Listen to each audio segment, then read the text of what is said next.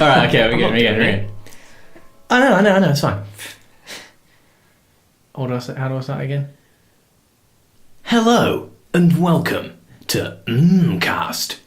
Joining me this week is my dear friend, Jamie Mack. Once again. And the topic is, we're doing alcohol today. So Everyone's favourite beverage. Yes. Everyone's favourite beverage. Okay. And I've done nothing in preparation for this time, because I've done every cast. I do a tiny little bit of prep, like a couple of bullet points that I can check on my phone. I do. Sort of give us a little bit of something to... nothing. Well, you bring a lot of good chat to the table. There's no pressure, you know. Yeah. There's not supposed to be any... it's not your job. It's not your job to try and, That's put true, little reference that points makes me in there. feel better. You do a quality job, mate. Oh, you do a quality job in more ways than one, but we won't get into that now. And so today we're going to just shift it over a little bit. James is going to take the wheel because you're a professional brewer. Is that correct? Is that correct? That's to say? incorrect. Oh. I see, this is what happens when I don't. I work in a brewery. Right. I'm not actually. My title is not brewer. I'm an assistant brewer. Excellent. So I do everything else, essentially. Yeah.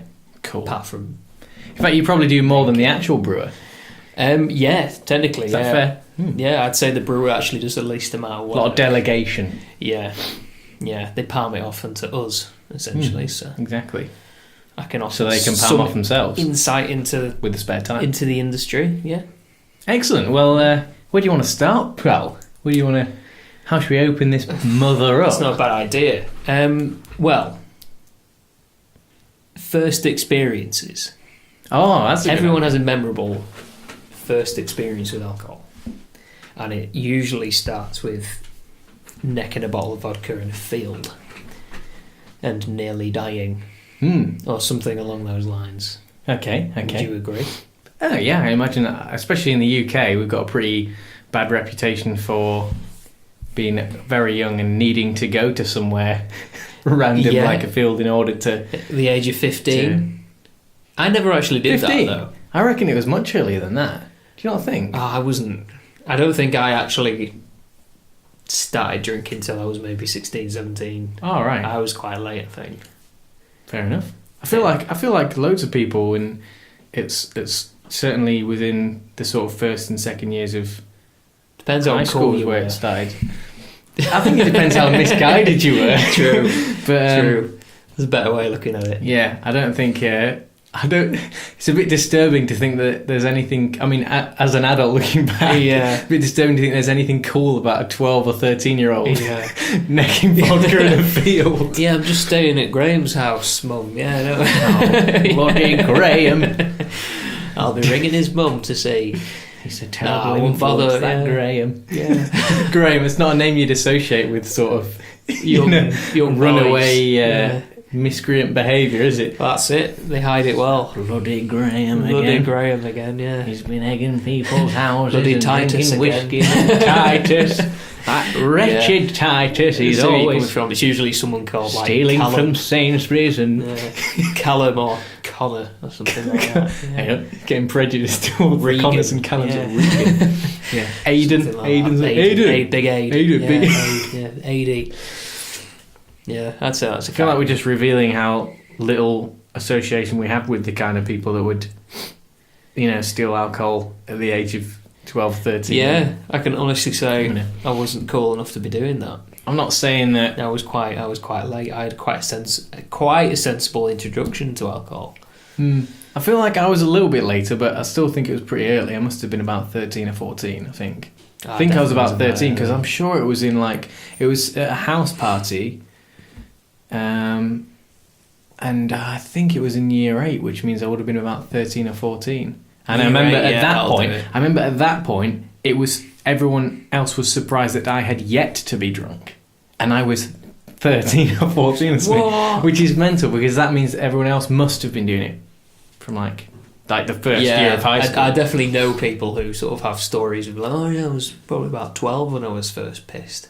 I was like, Now that sounds mental now, but that's probably most likely for a lot of people we know and our friends and stuff. A drunk 12-year-old, I think it'd be, what we say, 12, that kind of age bracket.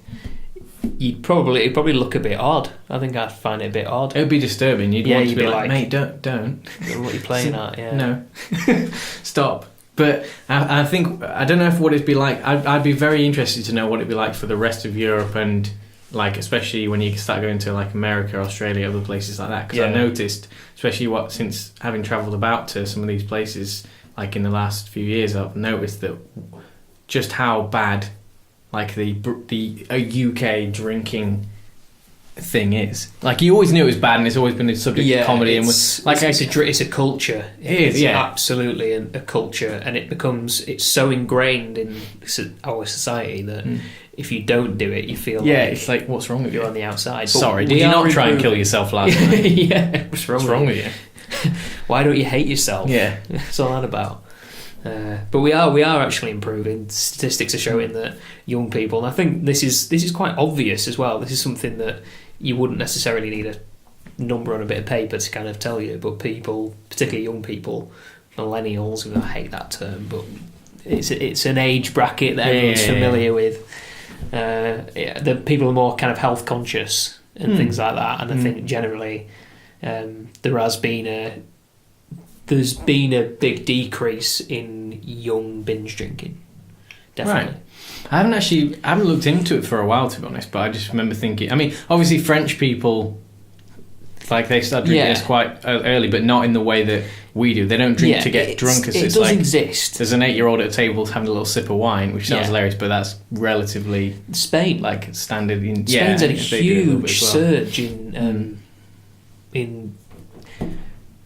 I don't know if it's necessarily underage drinking, but in young people drinking generally, because there's such a high unemployment rate that there's this kind of despair, as it were, where they just kind of go, well, I haven't got a job, I've got nothing else to do with my time, I'll just go out. Yeah, but I feel it's like they've had a big surge in it's still not Spain as far like if you look at us along the end of the spectrum, where it's like a 12-year-old who's like somehow managed to get his hand on a crate of Stella and is now going to like just share that with him and his like a bottle of port or mate, something, and then whatever you could get your hands on. To somebody at a family home having some wine or something. I feel like the Spaniards are still closer to that end of the spectrum than they are. Yeah, there's definitely a social aspect. Like there is a thing like I've been drinking with Spanish people, and you'll notice that like you almost just assume you're going to do rounds like you would if you were with your mates, like you finish that round and carry on. Then you'll find that they take about an hour to finish like half a lager. Just sessioning away. They just proper session it, because to them it's just like this is a social thing, which I fully get now. Oh yeah, definitely. Yeah. That's definitely as an adult, someone who sort of appreciates alcohol in a different way, and all the different types of alcohol available. It's very much a social thing. Yeah, it's a totally different way of going about it, but massively. It is quite funny. It's because especially like America and Canada in particular. Like I'm not saying they don't like to drink, but coming along the spectrum of like drinking nations and stuff. When you tell someone, or actually, if you look at like some of the Scandinavian countries and like that, if you was to say, so first drink I had, I was about 13 or 14, and I was late to that. And that's my story, and I think that's pretty reasonable, especially considering where we live. So like Scandinavia, and they're like, "What are you talking about?" And it makes you go, "Yeah, no, that's awful." Yeah, why is that normal? Yeah, why is that normal? I don't know what it's like. I've got no idea what it's like. When you're that age, you don't pay any attention to it. You don't think I'm only 13.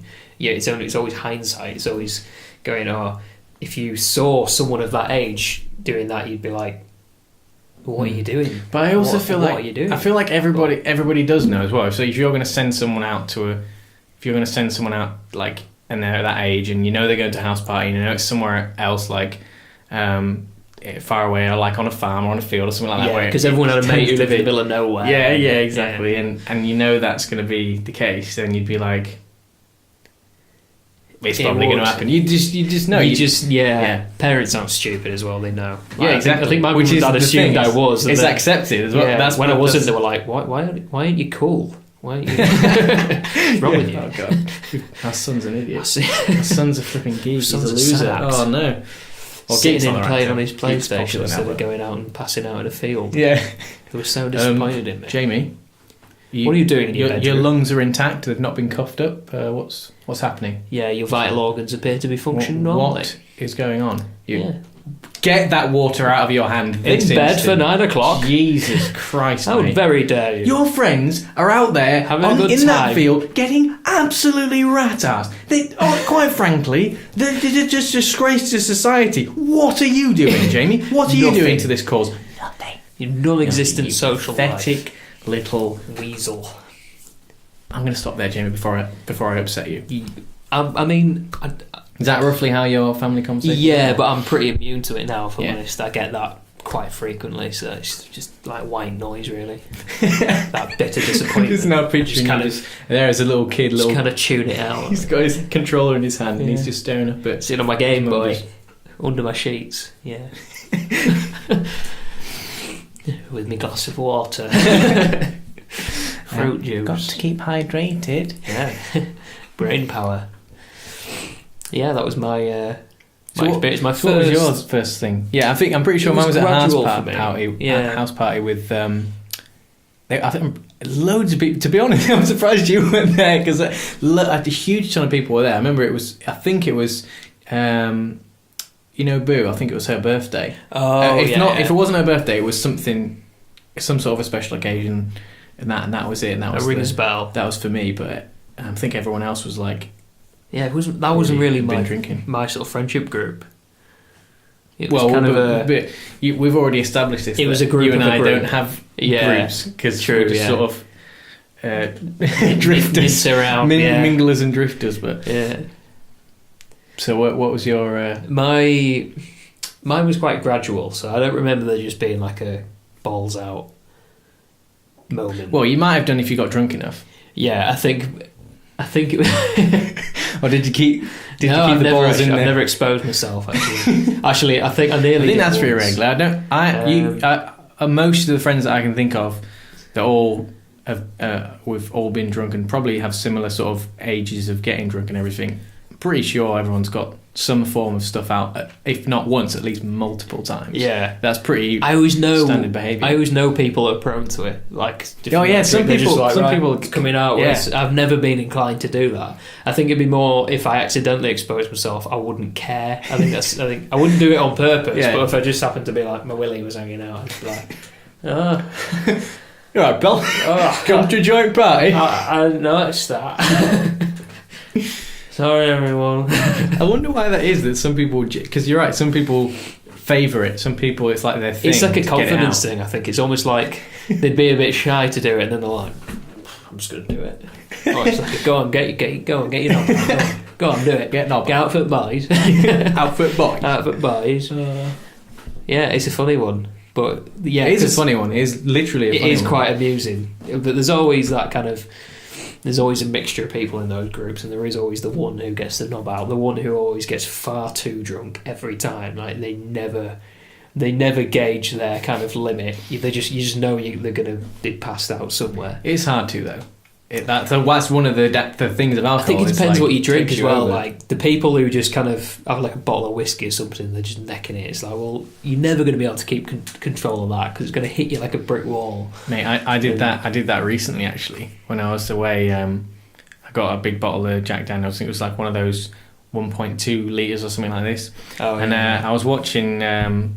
This is when I was in Canada earlier, a few months ago, and I was watching the Super Bowl, and I was just chilling. We're just all chilling in this little like log cabin type thing, just nice and easy, Yeah. nothing crazy. Obviously, we're planning on going and having a good night out and having a session because it's like Super Bowl. Obviously. But I just remember I must have started drinking about 8 o'clock, and then by about 9, the game was over, and I remember being really pleased because they won and they were the underdog, and I was like, yes, mate, yes. My team's the Seahawks, but I was just happy. I'm always happy to see an underdog. That's a typical everyone standard loves an British thing, underdog, isn't it? yeah. So, and I just remember looking at the bottle. Oh no, wait, that was after. It wasn't until the morning that I actually looked at the bottle, because pretty much I remember them winning, and that was the end of the night. and I was on Blackout for the whole night. And a couple of my friends had videos of me just walking around like with them, completely gone. And I'd had like the whole bottle of Jack Daniels in like an hour or something stupid like that. Because it was like I had something with it, like Coke or something. Decent amount of alcohol. I don't know how it happened because I haven't done that in a while. Of like just I got plenty drunk, plenty of times quite sick earlier on in the trip and like much later. But like that night was just insane. I just drank it all. Didn't even notice. There was like a little bit left. There was probably like 100 ml left. A dribble. But half's empty. So I'd had like a litre of Jack Daniels, not even noticed, and just totally. Yeah. It was amazing that I don't know how spirits are that's the worst for it, because at least if you're drinking something sort of lower alcohol volumes, if you're drinking like pints of beer or whatever, you can kind of control that because it takes you enough time to drink it and it's of a low percentage. So but I've never done that by accident before. That was honestly the first time I've ever done that by accident, and it was mental. And I know I've got like.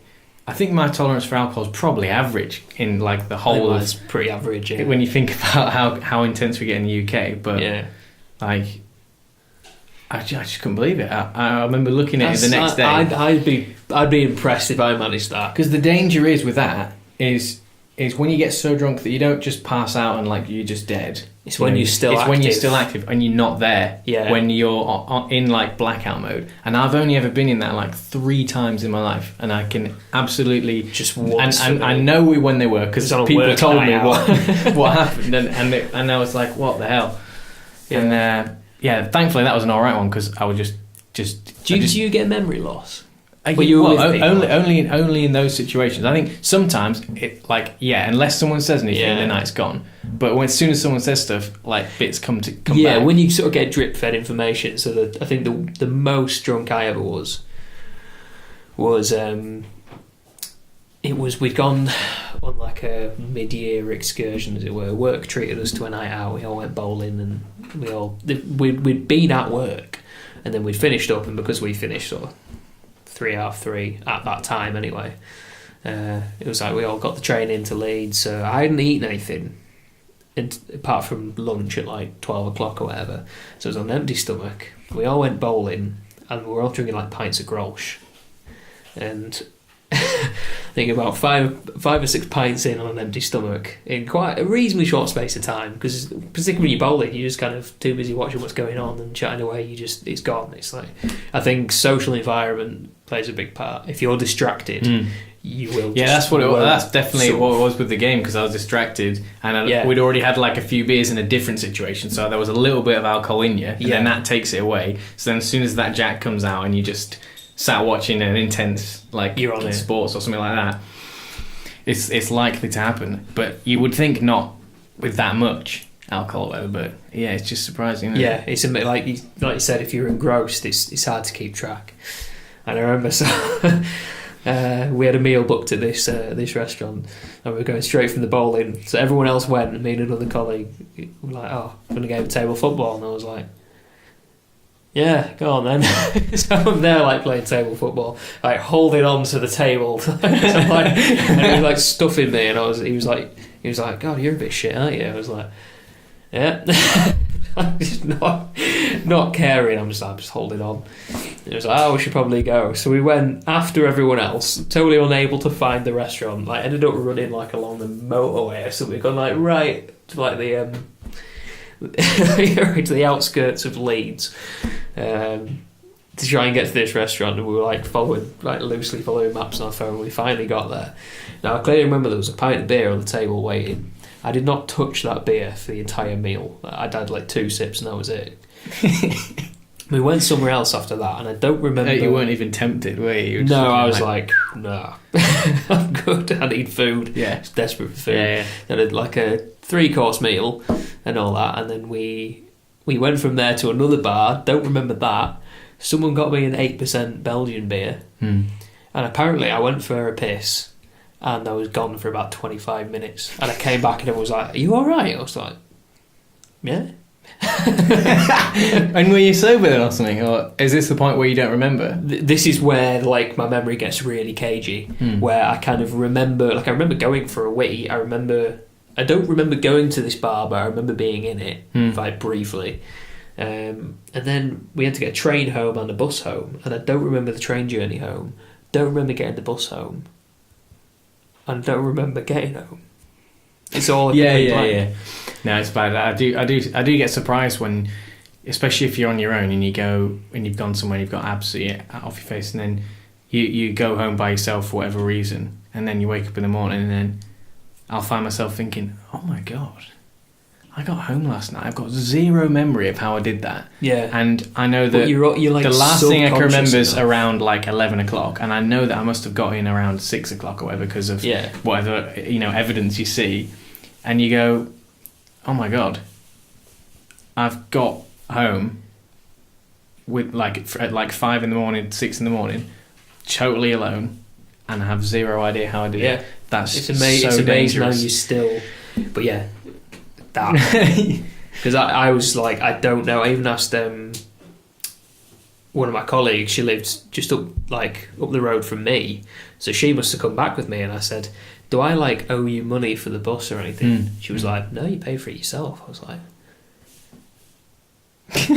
I was even conscious enough to go ask for the bus ticket, go into my wallet, get the correct money, and she said no, it was all quite coherent. But presumably you've not done that. That's not a rare occurrence. That's the other thing. I've done that loads of times. But that's the only time I've had memory loss. I've been consciously out of it, where I can remember being out of it, if that makes sense. Where I've been oh yeah. But that was the first time I ever had proper memory loss. Oh really? Oh well, you've got a lot. You've got plenty more to come, mate. Unless you look after yourself, because generally memory loss isn't an issue. I've had loads where I remember one time I was walking home. I managed to walk home from town, and I had a kebab in one hand and my kebab fork in my other. My trousers started falling down. Because they were really loose on me. I think I'd lost a load of weight or something, and they were 34 waist, but I dropped to a 30 waist. Yeah. And I still had these jeans, and I was just keeping them up with a smaller belt. And they started falling down, and I was like, "What am I going to do?" My hands are full. You're so drunk you couldn't even work it out. I remember walking it must have been a good 5-10 minutes back to my house, like that, but just being all right with it, just being whatever. And I remember being oh, that's great as well. Yeah, go on. I'd had about 7 pints or something, which for me is a lot. For some people, that's nothing. Oh yeah, no. Well, and was this when you were a lot younger as well? Then, this is when I was about 18, 19. Right. Yeah. So I was drinking in the pub at that point. I was legally drinking. Yeah. Yeah. But you make the most of it. Sam Smith's pub. Yeah. And cakes around the ankles. That's it. £1.40 for a pint of Sovereign Bitter. Oh, is that the Bailiff? That was the Bailiff, yeah. Ah, nice. Beautiful. Well, say that. I think on that beautiful note, we'll take a little pause there. We'll come back to Blackoutville and move into, I guess, we'll see if we can transition into the brewing process. We'll find our way. Let's see if we can find our way from Blackout to brewing. We really don't want to bore people. Let's try that. But let's give it a go. Let's try it. Let's try. We'll be right back. Hope you're enjoying the cast. If you're just listening to this but want to see some scintillating statistics on alcohol consumption, I want to hit pause and have a look at the text I put on the YouTube video.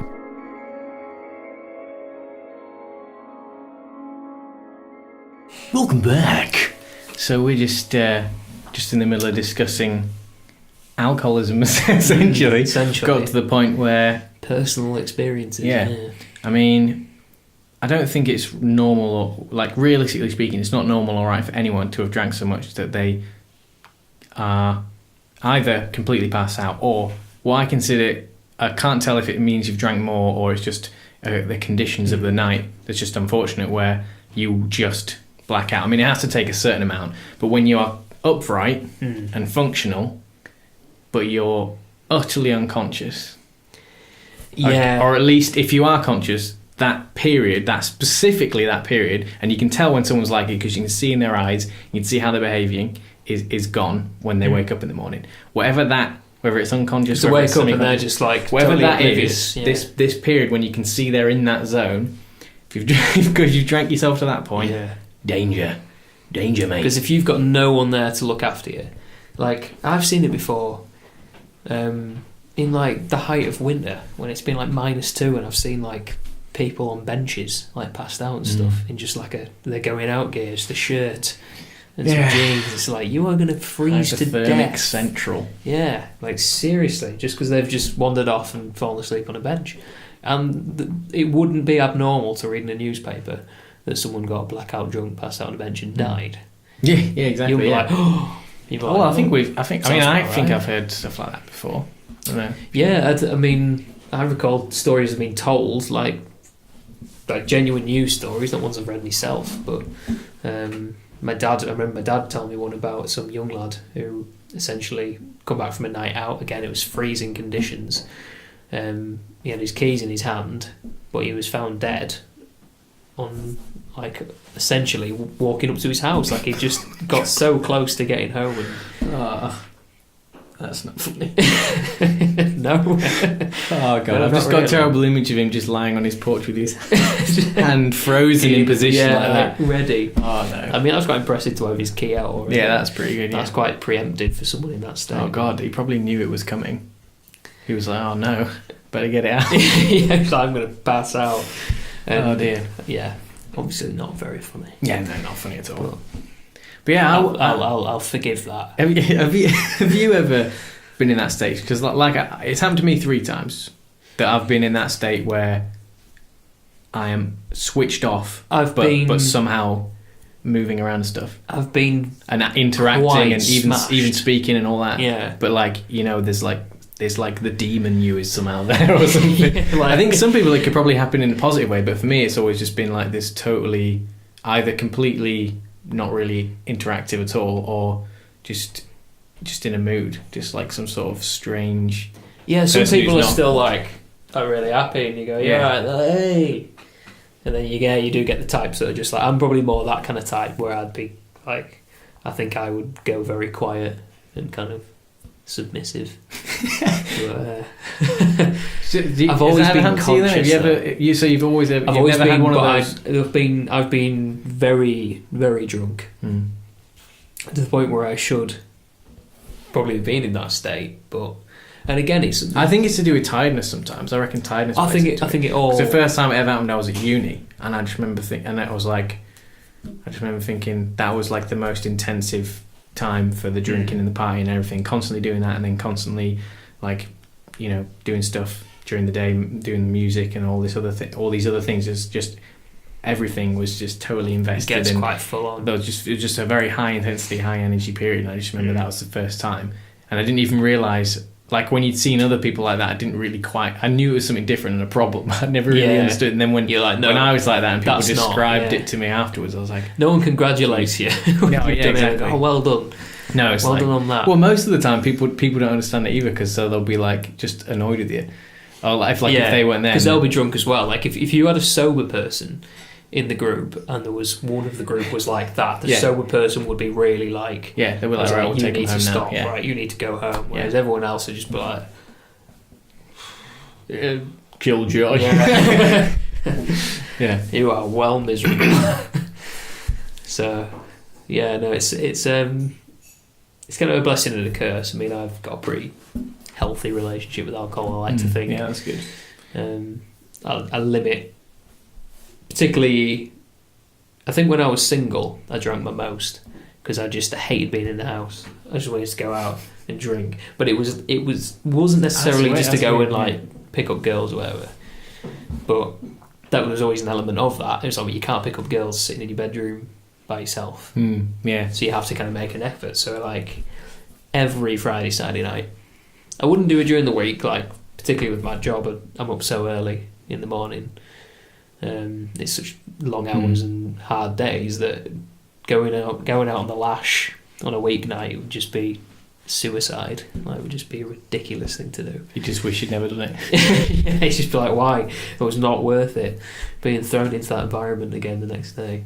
But it's always a social thing then. So you'd have never just like drank by yourself. No.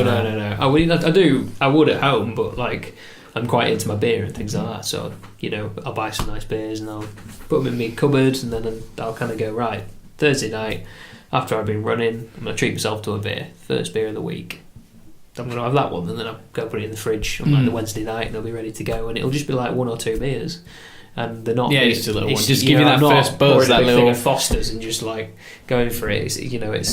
It'll be an artisanal ale. Yeah. It could be 6-7%. It's not sessionable. It gives you a it's different not. feeling, doesn't it? It's like you get that. Yeah. It comes up through your nose and into your head, and it's like that first little sip is like as good as the like next a drag few on a beers. cigarette. Almost. It's like what I imagine. Like I reckon it's like an alcoholic style of like nicotine rush. It's the association. Like a sip of beer isn't going to give you a rush. Or isn't going to hit but it feels you like a brick wall, but it's the does. association because you know what it is and you just kind of going, it kind of makes your body relax because of the association. Yeah, it's weird, isn't it? And I feel like it's nice when you think of like, obviously a lot of people will just have a little session drink, little drinks here and there, but when it's time to go out on the lash, it seems like once you've started getting to a certain degree of drunk, it's like all the gloves are off and that. If you get there too early, I think that's the problem. Is if you get very drunk very early, you don't want to spend the rest of the evening not drinking when everyone else is, so you carry on. So you hit a point where you should also stop. And also, there's this thing where it does nothing to make you say, you "Look, stop. mate, I started at 10." They'd be like, "Well, carry on then." It's as if there's no, because the more drunk people get, the less reasonable they get. So it's like, if you started early, that's not an excuse to stop. Yeah, now. if you started 3 hours that's earlier, your own fault or something. Yeah, that would not Which be is a totally good excuse insane. to use. It's like, no. And like if you look across in other countries as well, and I've spoken to people, like especially, it surprised me how much different even just America is or Canada, places like that, and how if you were to describe to someone like how much you had to drink in the UK, like if they said, all right, so how much would you have on a night out? You describe it, you like say, X amount of pints or this, that and the other. And it's Because always most people way have a more. routine. It's like, whoa, mate. And like I've noticed, and I've heard other people as well who said the same thing, like who have been out and across to different countries, anywhere that's not the UK essentially, and you go, like Europe, I feel like the further you get from Europe, the more reasonable the drinking is. And it's like the way that, say, America do it, that's like normal. Like you still get your crazy hooliganism and like alcohol too much there. Your jocks and your frat but compared boys to and all what that. we have, it's like they have like half as much. Like you'll have like your pre-drink amount and you'll be ready to go out. And like if you were say sharing with them, they'd be like, all right, like I'm done. It's like it's not right. It's not normal. It's like you got to pace yourself way more. You can't believe like the idea that you'd go through a whole bottle of vodka or something like this just before anything happens, and it's sort of disturbing really, because like if that was around in the UK and someone was like, oh, I'm going to drink, you'd be I'm going to drink now, you'd be absolutely mocked, when actually that's like reasonable. It's like way more reasonable. It is, and it puts it in perspective when you see how other countries literally drink orders of magnitude less and get just as drunk. It's like something's gone severely wrong. The tolerance level, like they tolerate a normal amount of alcohol. Yeah. Because I remember playing, it was in a hostel in Barcelona, and there was me, two of my friends, there was these two Scouse guys we bumped into, and two Australian girls, and we were all playing Ring of Fire. Some of them were doing vodka, like two of them were doing vodka, the rest of us were doing beer, but we were like mixing the vodka and all that. But we just had these big bottles of like lager, we were just making our way through. And we were playing, and I think during the duration of the game, 4 or 5 South America, I think 3 of them were South American, 2 of them were Spanish, and they all joined the game and left within the duration, because they'd join in, they'd be like, oh, where are you guys playing? And they'd join in, and then like after like next to nothing, they'd be like, no, I'm not doing it. This I'm is out. stupid. Yeah, and we would be like, oh, okay, see ya. We just carry it's on. weird, isn't it? We just carry on. It was but yeah, it's always a bit of an eye opener, like you said. Once you've done a little bit of travelling, and you can, or even you just know people who've lived in other countries, and you just find out what the norms are over there. It's very different, yeah. And you like I said, I always knew that the way we're drinking alcohol in the UK is too much, but when if you're in a country where you already know how bad it is, like you should be less surprised when you go somewhere else and then look at it in perspective of that. But it's like, wow, it's even worse than I thought. Exactly. But it's like pub culture. I mean, I love pubs. Don't get me wrong, I love pubs, particularly like cosy, like traditional pubs. Like, it's very, very hard to beat that kind of atmosphere. You got a pint of cask ale in front of you. I think it's very hard to beat that, particularly if it's like you've been for a walk on a cold day or something. And it's nice. Pop in for a pint and you're by the fire. It's very, very hard to beat, and I think that's something, particularly as a nation, we should cherish. Yeah, I do feel like we have got the worst and best of it. We do. Yeah. I feel like there's some nice places in sort of Southern Europe and stuff like that where you've got nice, especially, I mean, and obviously the Germans and the Dutch do a decent job of it as well.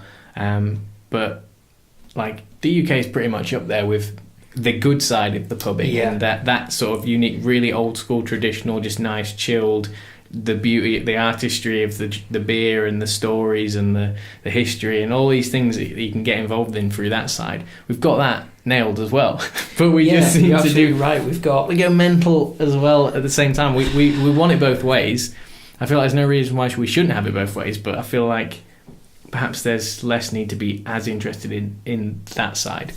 And I think the alcohol itself does have a part to play, obviously, because most people are reasonable going into the night. Yeah, that's the thing. So, it's just it's a very addictive thing. It's a very and I think it depends on, like, for me, I'm not particularly big on nightclubs, and I'm less big on bars with really loud music. Yeah, we have to shout. It's like somewhere in between. Feel the spit of someone coming on you just to talk. They've created a really social atmosphere, and then they've kind of like, right, let's just pump the music up, and let's just have a non-official dance floor, or an unofficial dance floor, as it were, where people are just dancing in the biggest and if you call dancing like just sort of rubbing up to each other who are also holding drinks in the most irritating awkward way. People, and it's horrible, and I can't stand it. It's like, it's just awkward, and it's not my idea of fun.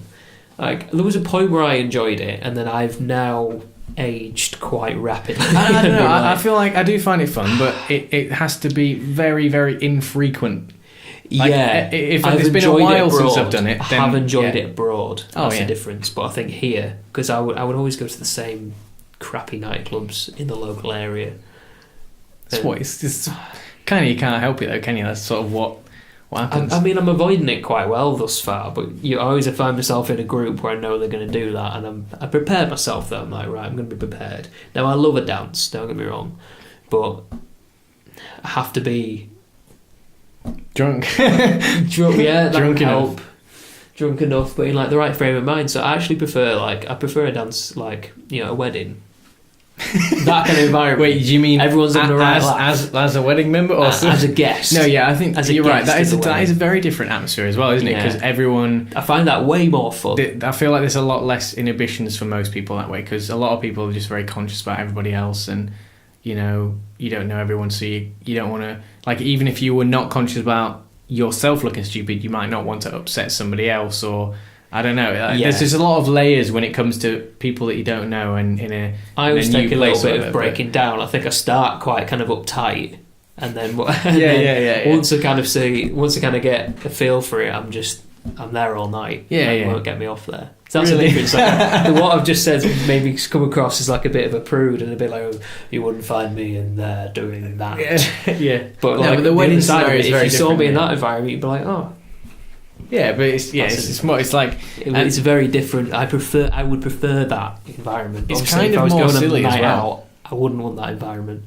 But like you said, it's like, it's something you don't want to do it all the time. There's just loads of layers to it. There's loads of personal and social layers that get really sort of, there's a lot of friction. There's a lot of psychological and emotional, I suppose that's the same thing, but physical friction going on. It's just, it gets quite sweaty. It's just pure friction on so many levels.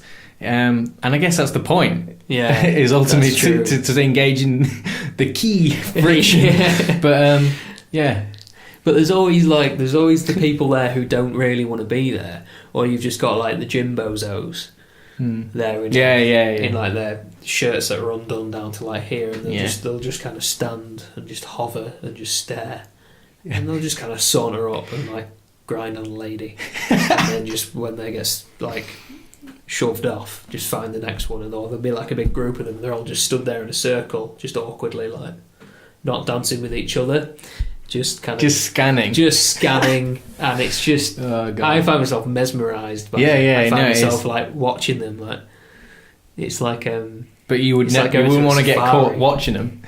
Look at me for. Yeah, what are you looking at, pal? That's when you sort of hide, scurry away. Or you can continue looking at them and like make it look like you're looking past them. And you go, oh no, not you, mate. Steve. Beer. Yeah, it's definitely an interesting social aspect. It's funny. It's awkward, it is mate. Funny. It's just like classic awkwardness. Just friction. It's just pure friction. Essentially, it's just rubbing together. It's just sweaty. Just intersocial friction. Yeah. In fact, I tell you what. I think the reason I enjoy it even less now is that I'm in a relationship. Really? Yeah. Some people like that though, because I've noticed that some people get really. I suppose we're veering off the subject of alcohol here, but because I quite like going and being like, I usually try and pick out like a creep, just get on the dance floor and be like, right, you have a go, don't you? You have a go. Yeah, we go. In a very obviously polite, respectful manner. You choose what one you want, and then you just go ahead and grab it. Oh, you have a go, don't you? Yeah.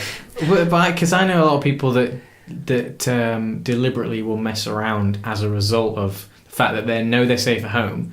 So that, and I don't want to generalise here, but it's actually more girls than men I've noticed. And maybe somebody will say this the other way around. That's fine. I'm just my anecdotes. I've not looked at any research on this, but there's this sort of like freedom of bandying it around and knowing that moment that someone comes up to you, you can just be like, "We shot down." It's about building up your confidence and like, "Oh, look, I am desirable." Or whatever, Yeah, that's the thing. It's like you feel more confident because you have someone, and then therefore you feel validated to do something, and then if it doesn't go well, you're still going to have something when you come home, and it's that kind of it's. And I've seen people do it. Because girls are harassed.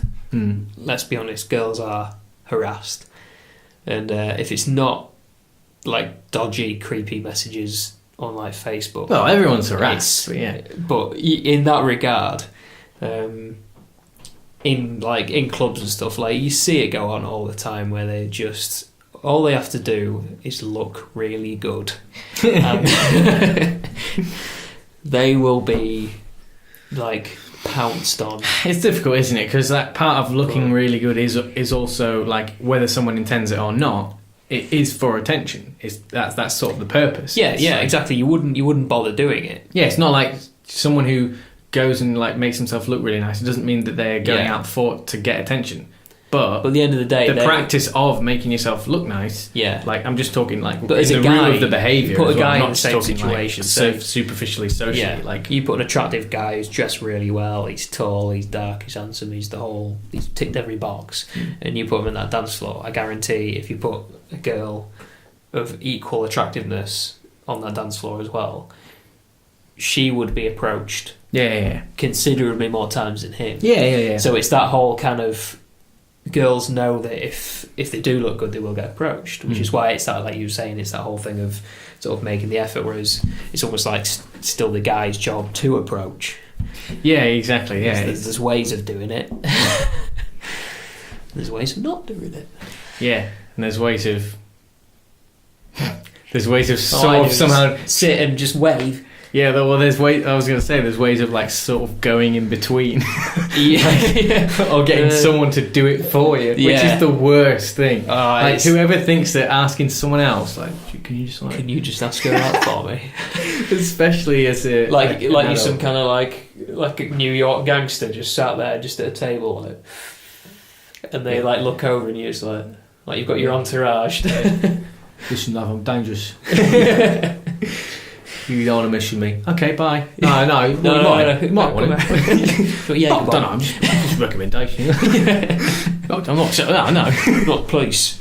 Do you want? But yeah, so we've totally veered quite wonderfully off the subject of alcohol. That's what we do best. Although, those environments certainly but it all coincides involve a lot. Yeah. Oh, absolutely. Like we could start telling you about like barrel-aged sherries and things like well, that. let's do that. Let's try and the last hour. Let's try and make it educational as opposed to completely personally pithy, which is fine. Yeah, it's content. All content is good content, stuff right? There. Yeah, I think that's how it works. That's pretty much how it exactly. goes, yeah. And you should always like it before you watch it. So always like and subscribe before you watch the content, because it literally doesn't do. Because if you don't like it, like hit the like button. If you don't hit the like button and hit subscribe, how are you going to know if you're going to enjoy it or not? If you don't start by doing that, Jesus. That's give both of us a chance, for crying out loud. Yeah. So let's take a break. Let's take a little break and Dealio. We'll be right back. Well, if you're still here, my thoughts are with you. If you're just listening to this but want to learn more terrifying truths about alcohol consumption, why not hit pause and have a look at the text I put on the YouTube video.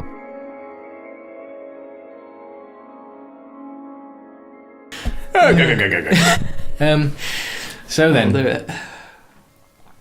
Welcome back. We're just getting into the final segment now. I'd like to point out that given that this has been a totally probably the most personal / self-indulgent / non, I don't know how to put it. One of the most casual and random ones we've had. I feel like when I put the information on, because I put in each break, I always put like a little bit of text to go with the topic of whatever we've been saying, or even just it's on the topic but not relating to what we're saying. It's just more stuff.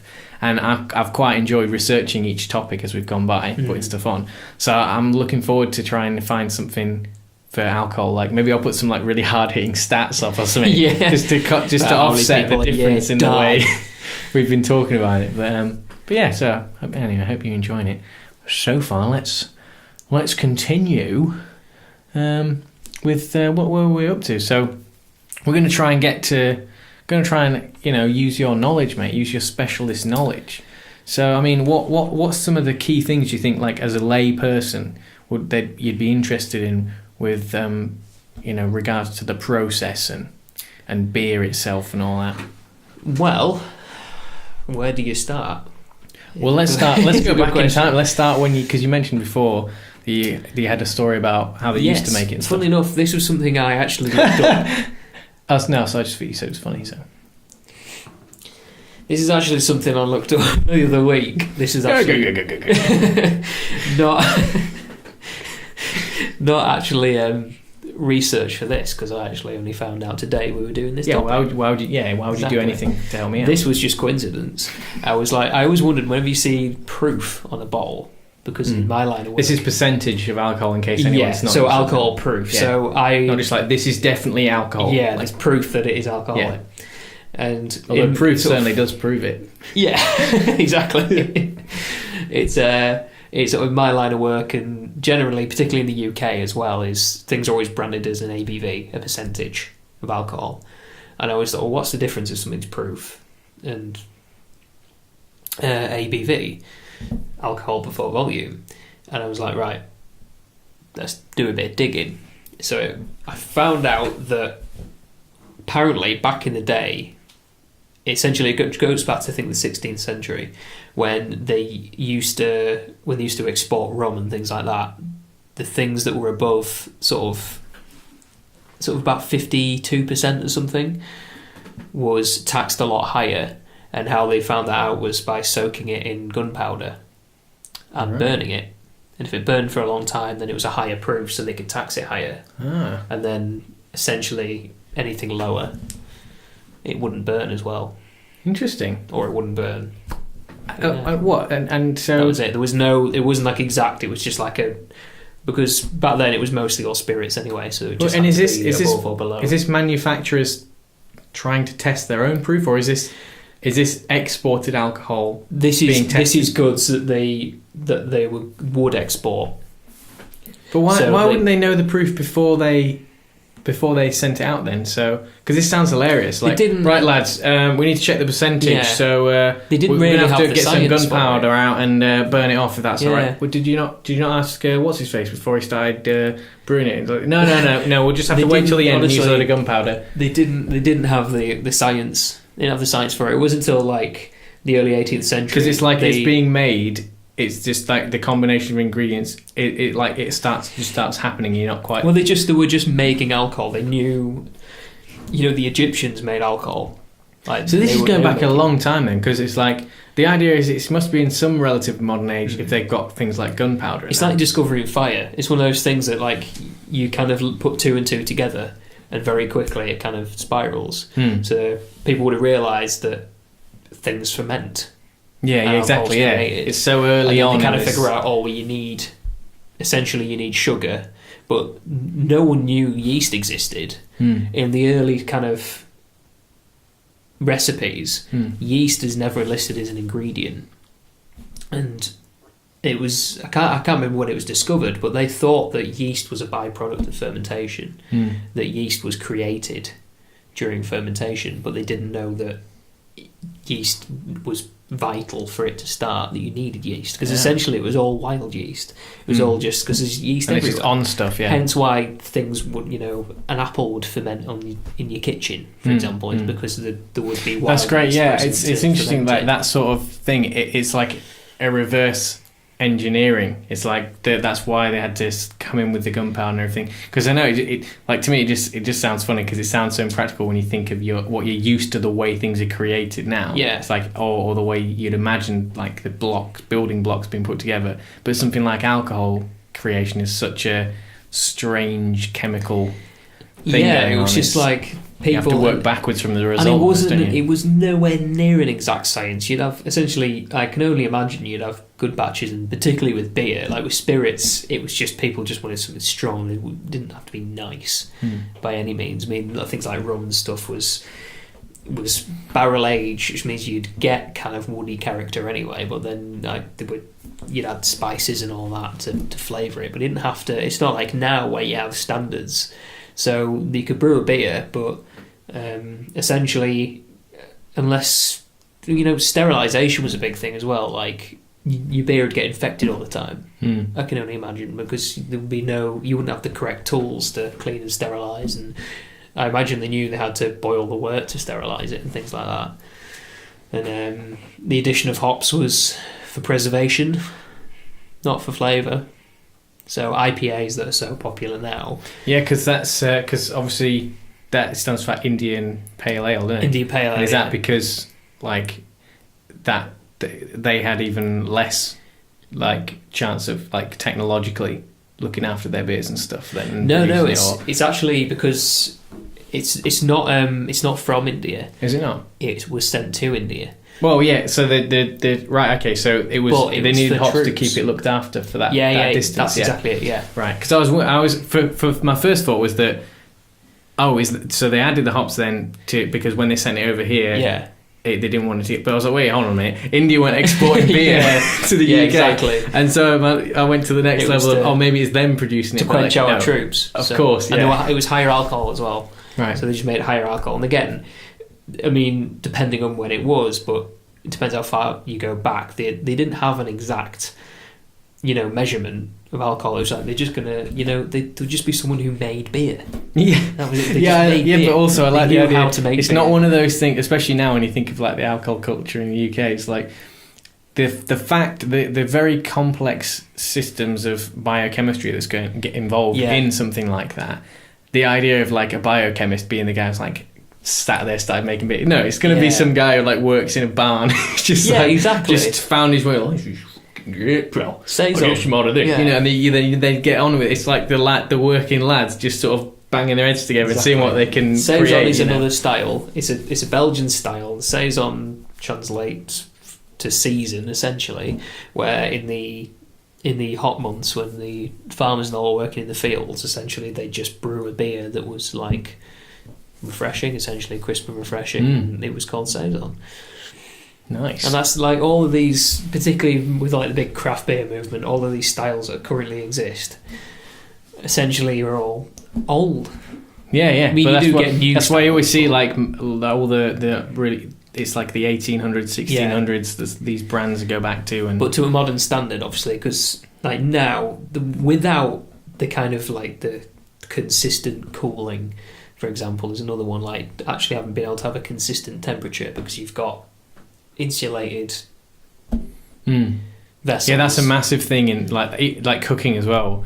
Like all the different proteins and stuff, they change like within points of a degree, depending on the temperature. Like how much all the ways the different things react, and it changes the exactly. Unless you've got kind of modern equipment and modern knowledge and all that, you can't produce a quality consistent product. Back then, beer would have just been beer. There'll be good batches, bad batches, until they kind of got a better understanding of it and they were able to actually have some control over it. Yeah, but there was no kind of like, what percentage is this? I'm driving, yeah. I don't know. It's just they'll just have the same amount of grain. It's not going to ferment the same, particularly with it being inconsistent as it is in terms of temperature and cleanliness and all that. Like apparently, where the saying rule of thumb comes from? That's a brewing term, where the brewer would dip his thumb in and see if it was the right temperature to add the yeast.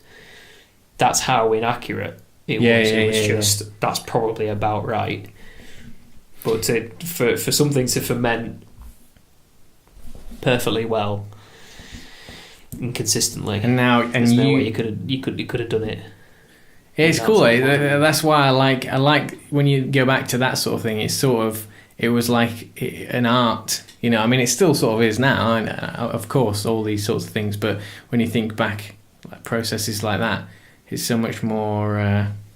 It's like when one guy's got his system, he doesn't want to give his secrets away, and that like there's only going to be specific people you'll be able to go to get you the right beer, because like so many, it's the trial and error element in it is going to really limit who's good at it. Yeah, you know what I mean? Exactly.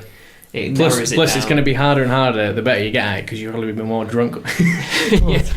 Exactly. I'm making some fucking good shit today, mate. I don't think I'll get to Thursday. Yeah, it's like if you made good stuff, it would sell bloody well, because you wouldn't know when the next good stuff was going to come along. There's another incredible one, and I forget which country it is, but it's somewhere very, very remote, where they actually chew the grains. So instead of steeping it in hot water to extract the sugar, you chew the grain and spit it out, and I think it's something to do with the enzymes in your saliva help activate the sugars, and you spit it out and then you boil it in. So nice. And have you tried that beer? Gobby beer. Have you tried the gob beer? No. Gob beer. It's not like commercially available. It's like these people in this remote place who make this beer. I can't. How did you find out about this? Is it just because you like to read about beer and stuff like that? I think one of my colleagues made me aware of it. He said, "Oh, it's really good." I think there's an American brewery called Flying Dog. I think it had like a TV series. No, sorry, it wasn't Flying Dog. It was Dogfish Head. Dogfish Head sounds like a great show. Yeah, sorry, not so. I was close, but they had a TV series apparently where they just kind of followed what they do every day, and I was made aware of it. And I kind of just watched a video on it because they went and essentially had a go at this. And you'd like to try that beer, I presume. You'd like to give it a go, would you? I'll give everything a try. Or would you be like, I'd rather not? It's a drink gob beer. It's a gimmick. Let's say it's a gimmick. It's not going to taste amazing. It's just a gimmick. Yeah. It will. I don't know, mate. You might go, oh, it tastes like beer, but at the end of the day, it's just a gimmick. Like because so many people. That's another thing as well, and because you're way up on the tastes and the differences and stuff. But a lot of people, beer's beer, and they just like it and stuff. And but I do feel like the older I've got, and the older if all my friends have got and stuff like that, and when I look at older friends that have much older, when you start getting up into when someone's past like 60 and stuff like that, someone's beer tastes is dramatically different to when they're like 20, and they like more things and have a more distinct idea of what the differences are. I suppose because it's one of those drinks, it's not you don't grow up drinking it all the time, and beer's changing so much, and we're getting much more variety and, like you say, much more skilled at making it. It's becoming a very saturated market. Yeah, like the sheer difference between it, like some IPA and a stout is ever increasing in terms of how different they are. But and you were telling me the other day that you've been doing taste tests as well and finding out exactly what those differences are. We've done fault finding, where we essentially just get like a mass-produced lager, and we use that because it's essentially got the lowest sort of flavour profile. Or name and shame. Yeah. And then we will add. Everyone likes a crisp standard lager every now and then. I mean, you can't beat it, can you? Well, and then we add so we don't add the fault as such. That's not quite right, but there's essentially the faults all have a specific flavour, and we'll essentially have these flavour vials where you put a bit in each one, and then you can kind of gauge. And some are unpleasant, some are like that tastes gross. So if you have something that's infected, I mean, there is things like sour beer, which is a whole other kettle of fish, where they're purposefully infected. Well, you won't want to put fish in your beer, but although you do, someone probably has. Although, side note, just before you continue that, they do filter beer with things like fish bladder and pig bladder and all this sort of stuff. Isinglass. Yeah, what's going on with that? So it's to do, I mean, how they ever discovered this, I don't know, but it's to do with... Well, how did they flipping discover that chewing on a seed activates the sugar? That is very true. How on earth did they know that? But it's the swim bladder of, I can't remember the actual fish, but essentially they dissolve it down in it with a chemical. Yeah, and it's like mashed up. I'm not going to lie, it looks and smells like semen. It is gross. But you put that in, and it's to do with the positive and negative ions. So, let's say, for example, yeast is a positive, the isinglass is a negative, and they bond together. So when you sort of seal the cask up and roll it around, it'll bond together and it'll draw that yeast down. So you don't consume it; it'll sit on the bottom of the cask, but it's just clarifying agent. It's just defining agent. And what do you use instead of that then? We use that.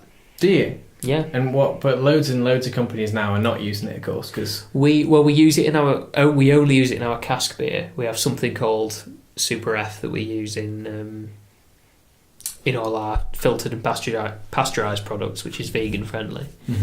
But we'd have to use a higher quantity in cask, and it's extremely expensive. And isinglass is so good.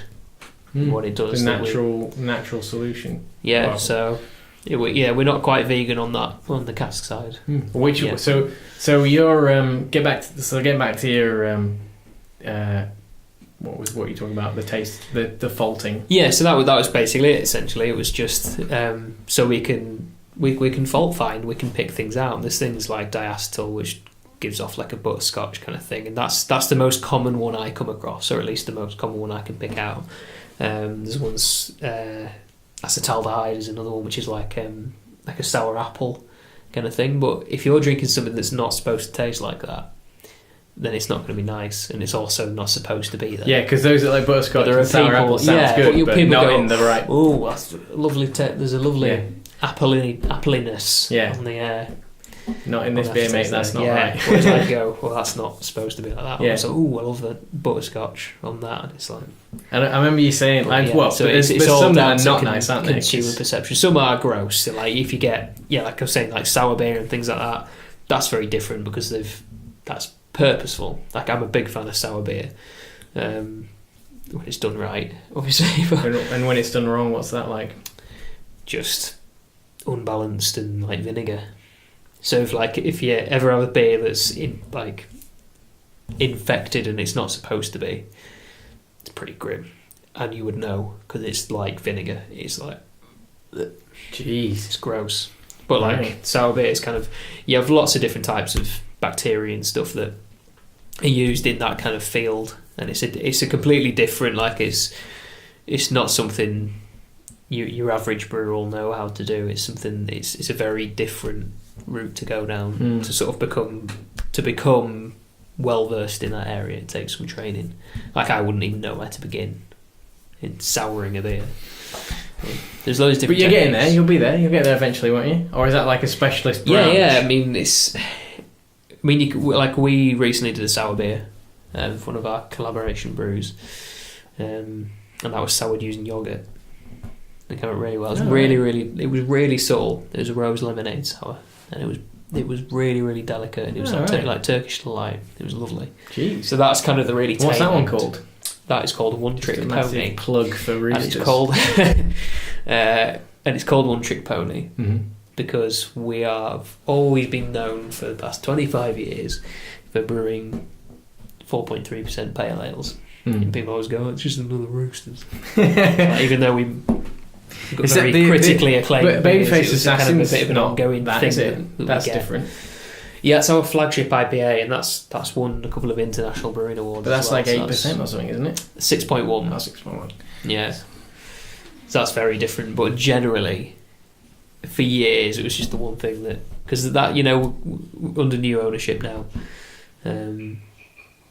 have been for past 7 or 8 years, I think. Nice. Well, that's not new. 7 or 8 years. Brand new owner. 7 or 8 years old. I've been there about 5 years since the new guys have taken over.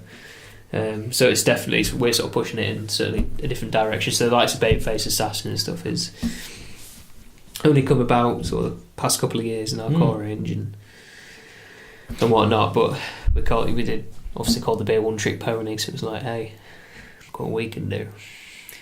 Decent. Did it with a delicate, what was it? A delicate rose and lemon, delicate rose lemonade, which is exactly what you want when you go down a pub with a boy. Boy, can you give me one of those delicate rose lemonades, mate? Only a half. I love a delicate rose lemonade. It's not very quaffable. Quaff it right down. Don't you tell me what to do, son. I'll do what I want with my delicate rose lemonade. I'll take whichever I want. Yeah, I think there's a generational thing there as well. Because like my dad, for example, it took him a while to, particularly some of our pale ales. Like if he couldn't even smell it, he was like, it's just like really floral, and he was just like, I can't unless it's brown, like I'm not drinking it. And he was back in the garden, son. He's loving it. He's absolutely loving it. You'll what find. What have you done, son? My dad's Irish, by the way. If that wasn't a clear indication. Like he'll look for kind of like our beers. Oh, nice. And pick them out, and he's a big fan. But at first, he couldn't even so much as smell it. Well, he just couldn't bear it. It was too different to what he was used to. Right. And he was like, "Well, I can't drink." And does he now like 10 pints of that? He loves it. Absolutely. Oh, really? He's completely turned around on the idea. My changed, man. Changed, man. That's great, sort of. Well, that I thought it was shite. Excellent. Well, I guess we're coming to the end of the cast now, and I feel like, I think I've learned some things there. I hope people listening have learned some things. I hope so. And probably too much about our drinking habits, maybe. It's not a secret, though, is it? Not a secret, being candid. It just for warning, really, This is just, throwing ourselves in the fire so that people can learn from our mistakes. Exactly. Let's guide a new generation through safer times. Yeah, is there any do you want to do any more rooster plugs before? No, I've done enough, I think. I do have one question from a friend who says like he really likes stuff like the Assassin and he's big into his IPAs and he likes roosters in general, but he finds the 4.3% as he prefers other ones. So what say you got someone who's into their beer, and they like their IPA, stuff like that. What kind of new directions might you point them in, or current beers might you suggest? From us? And you've got 2 minutes, yeah. Well, because it's our 25th anniversary, we're doing loads of collaborations this year. And because we're doing some with some quite big American breweries. IPAs are pretty big over there. There's some really, really good IPAs coming out of America. Kind of pretty good at making. To name a few, just name drop. Who cares? I'm not sponsored. I don't have money. Well, one's from us.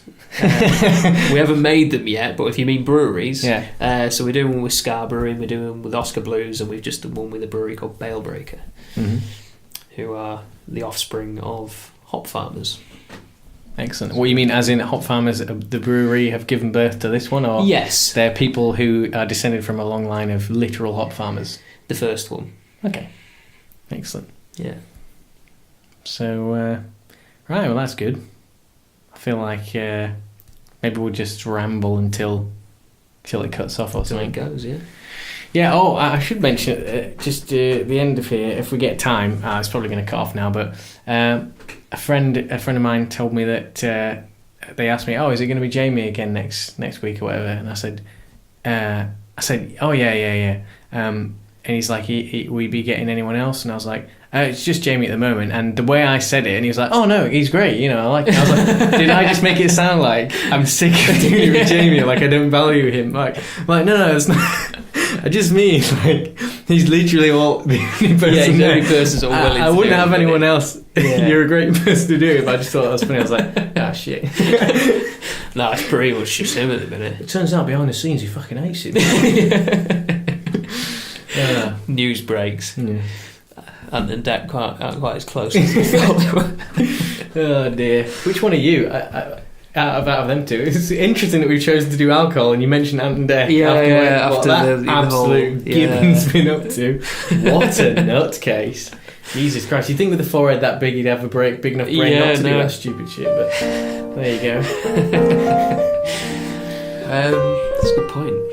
Yeah, I think we're done, mate. Anyway, I think everything's stopped now. So yeah, we'll cut off. Yeah.